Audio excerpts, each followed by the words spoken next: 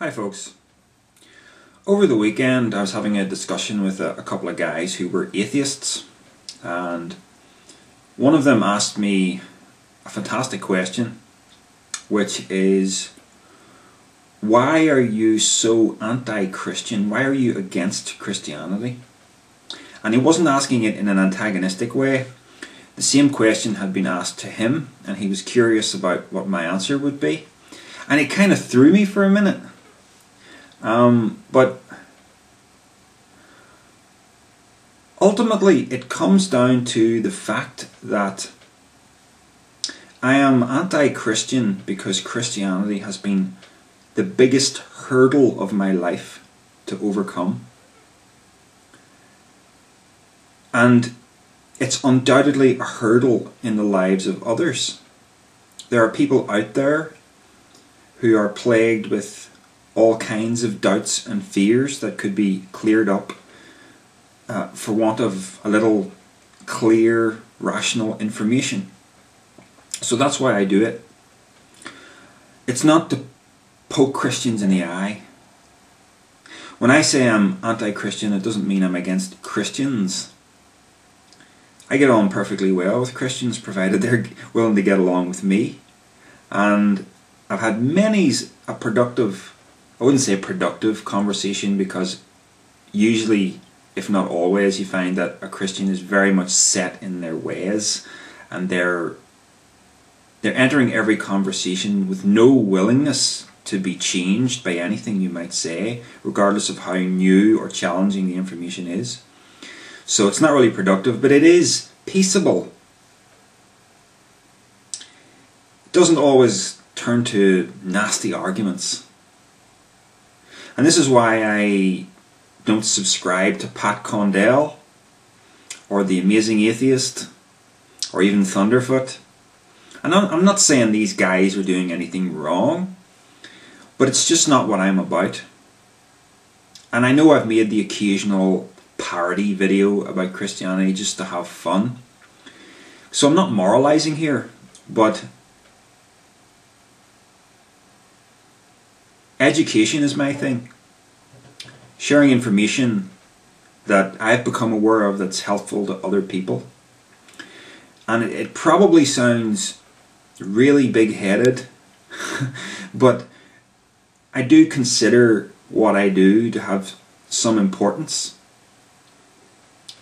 Even more so today than, say, 3 years ago when this was just all starting to happen, because now I've got 3,500 subscribers or thereabouts. So that's quite an audience.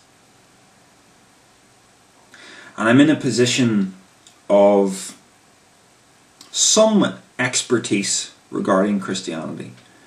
I lived the Christian life for about 18 years. I know all the arguments for and against it. There's very little a Christian could say that I haven't heard before. So I'm the ultimate insider. I'm not an atheist who has spent his whole life as an atheist and who's never really experienced the Christian life from the inside, who's never embraced those ideas and felt them in a deep part of himself. So it makes me the ultimate insider. But I'm not interested in trying to deconvert people from Christianity, because, to be honest, you can only deconvert yourself. There's nothing I can do. If someone has decided that they're saved, that Jesus is the way to salvation, that the Bible is telling them the absolute truth, and if they don't want to know anything that contradicts that, if they are determined to believe that, there's nothing I can do. So there's no point in me getting annoyed about it. I'm here for the people who are on the fence. I'm here for the people who are willing to say, I don't know. I'm here to give basically a rational case against Christianity, as clearly as I can make it, and even as politely as I can make it. But that's not entirely true. I do have a sense of humour that's sometimes a little crude, and that's going to come out some of the time, and that's just me. You're going to have to live with that. So, to say I am anti-Christian, and I am anti-Christian, I see that as a good thing. I don't see that as a negative thing. I see me helping people by talking about this sort of thing. So, if any of you are getting tired of the fact that I make these kinds of videos, I hope this helps you to understand exactly where I'm coming from. Christianity is a hurdle, and it has to be overcome if the world is to get to any sort of higher understanding. I see the world as being in the grip of two paradigms, one of which is slipping away gradually and another one that's in the process of emerging. And the first one is the religious paradigm, where people rely on revelation, and that's how they determine truth from error. And the second one is the rational one, where people rely on their observation of the universe to determine truth from error. And here we have science. So whenever this rational scientific school of thought comes into conflict with the claims of revelation, divine revelation, then you have to pick a side.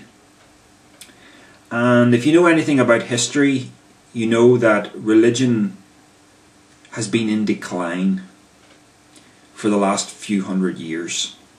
It had a position of supremacy 500 years ago, 600 years ago, and that has gradually been eroded away through the Enlightenment and the Renaissance. So just try to understand that being anti-something isn't always a bad thing, because the learning process is very much adversarial. You have to remove falsehoods before you can progress to something that's better. So that's why I do it.